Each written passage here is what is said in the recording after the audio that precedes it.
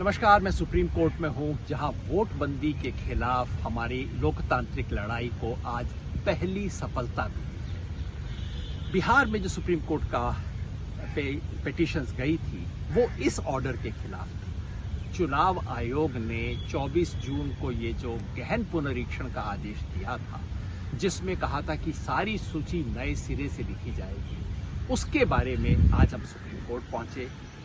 Association for democratic reform और PUCL जैसी नागरिक संस्थाएं पहुंची, मुझ जैसे नागरिक भी पहुंचे और तमाम पॉलिटिकल पार्टियां पहुंची, इस उम्मीद में कि हमें उन सवालों का जवाब मिलेगा जो पिछले 3 हफ्ते से हम पूछ रहे हैं और चुनाव आयोग दे नहीं रहा है। चुनाव आयोग की तरफ से बीजेपी वाले बोल रहे हैं, और दूसरा कि इस प्रक्रिया पर किसी तरह की नकेल लगेगी। और दोनों ही चीजों में आज हमें सफलता प्राप्त हुई। 4 घंटे तक हियरिंग चली। जस्टिस धूलिया और जस्टिस बागची की बेंच थी, जिसने बहुत तसल्ली से सुना और वो सब सवाल पूछे जो हम पूछना चाहते थे। बेंच ने पूछा, यानी कि जज साहिबान ने पूछा बाद में, कि आप अगर इतनी बड़ी एक्सरसाइज कर रहे हो तो ये बताइए, इसको बिहार चुनाव से जोड़ने की क्या जरूरत है? आप अलग से कर लीजिए। इतने महीनों के अंदर आप कैसे प्रक्रिया को पूरा कर पाएंगे? जस्टिस बागची ने पूछा कि अगर एक भी वोटर रहता है तो आपको उसको पूरी सुनवाई करनी पड़ेगी, लाखों लोगों के साथ आप कैसे कर पाएंगे ये? जजेस ने सवाल भी बार बार पूछा चुनाव आयोग से कि भाई, जब आधार कार्ड आप खुद मान्य करते हो, आपके अपने नियमों में आधार कार्ड का जिक्र है, तो आप आधार कार्ड को अब अमान्य कैसे कर सकते हो? ये एपिक कार्ड तो आपने खुद दिया हुआ है और राशन कार्ड भी लोगों के पास है, इन सबको आप अमान्य कैसे कर सकते हो? जजेस ने ये पूछा कि सिटीजनशिप तय करना आपका कब से काम हो गया? जस्टिस धूलिया ने साफ कहा कि देखिए, अगर इस पे आप जाएंगे तो बहुत दिक्कत हो जाएगी। नागरिकता तय करना चुनाव आयोग का काम नहीं है, ये सरकार का काम है। जजेस ने पुराने केस का हवाला भी दिया, जिसके अंदर सुप्रीम कोर्ट ने स्पष्ट कहा था कि अगर ये सब कुछ तय करना है, एक तो ये चुनाव आयोग का काम नहीं है, और अगर ये होना है तो इसे बहुत विस्तृत प्रक्रिया से गुजरना होगा। तो ये तो सारा डिस्कशन था। ऑर्डर में 3 बड़ी बात हो। पहला, सुप्रीम कोर्ट का ऑर्डर, ये पहला ऑर्डर है। पहले ऑर्डर में हमेशा सब चीजों पे फैसला नहीं होता। जस्टिस धूलिया ने स्पष्ट किया कि देखिए, आज हम अंतिम फैसला इस पे नहीं देंगे, इसकी उम्मीद भी नहीं, और किसी ने ये कहा भी नहीं था कि बीच रास्ते में एसआईआर की एक्सरसाइज को आज रोक दिया जाए। वो स्टे की हमने मांग ही नहीं की थी। पहली बात, ऑर्डर में कहा गया है कि ये लोकतंत्र का सबसे बड़ा सवाल है। राइट टू वोट लोगों को है कि नहीं, उसका सवाल है। बार बार हम यही कह रहे हैं कि साहब, ये तो राइट टू वोट का सवाल है।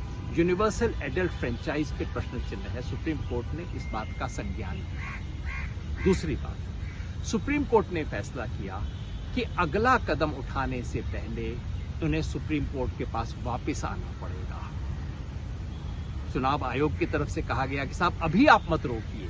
कोर्ट ने कहा बाद में रोक दें तो ठीक है ना।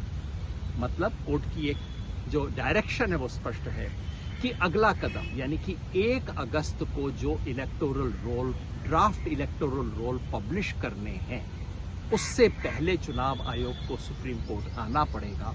सुप्रीम कोर्ट जांच करेगा, तभी अगला कदम उठा पाएगा। तो मेरे हिसाब से तो इसी को स्टे कहते हैं, और स्टे क्या चीज होती है। तीसरी और सबसे महत्वपूर्ण बात, सुप्रीम कोर्ट ने ऑर्डर में लिख के कहा, और बार बार चुनाव आयोग के ऐतराज करने के बाद कहा कि नहीं, इसको तो हम लिखेंगे, कि हमारी दृष्टि में न्याय तभी होगा अगर आधार कार्ड, एपिक कार्ड और राशन कार्ड को भी इस लिस्ट में शामिल कर लिया जाए।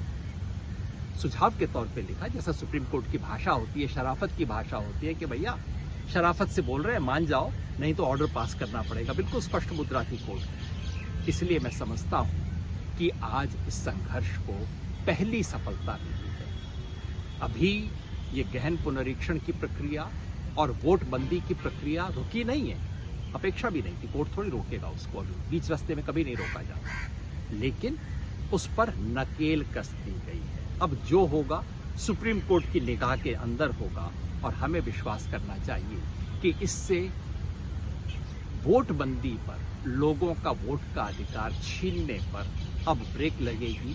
लेकिन जो हमें आपको काम करना है वो जारी रखना होगा। सड़क पर सच्चाई को लाने की कोशिश हमें जारी रखनी होगी। चुनाव आयोग कहता है कि हमने तो 99% बिहार के लोगों में घर जाके एन्यूमरेशन फॉर्म दे दिए हैं। तो ये वीडियो सुनने के बाद आप बिहार में अपना जो भी रिश्तेदार है, 5 रिश्तेदारों के घर फोन कर लेना, पूछना उनके घर आगे आया नहीं, और अगर एक भी कहता है कि नहीं आया, इसका मतलब इलेक्शन कमीशन झूठ बोल रहा है। इलेक्शन कमीशन ये भी दावा कर रहा है कि 57% लोगों ने तो फॉर्म भर के भी दे दिया है। हमने सर्वे किया तो पता लगा 40% लोगों के घर में अभी फॉर्म पहुंचा ही है। कुछ गड़बड़ हो रही है, इस पे निगाह रखनी होगी, सच को सामने लाना होगा, सड़क की, संसद की और संविधान की लड़ाई को जोड़ना होगा। शुक्रिया।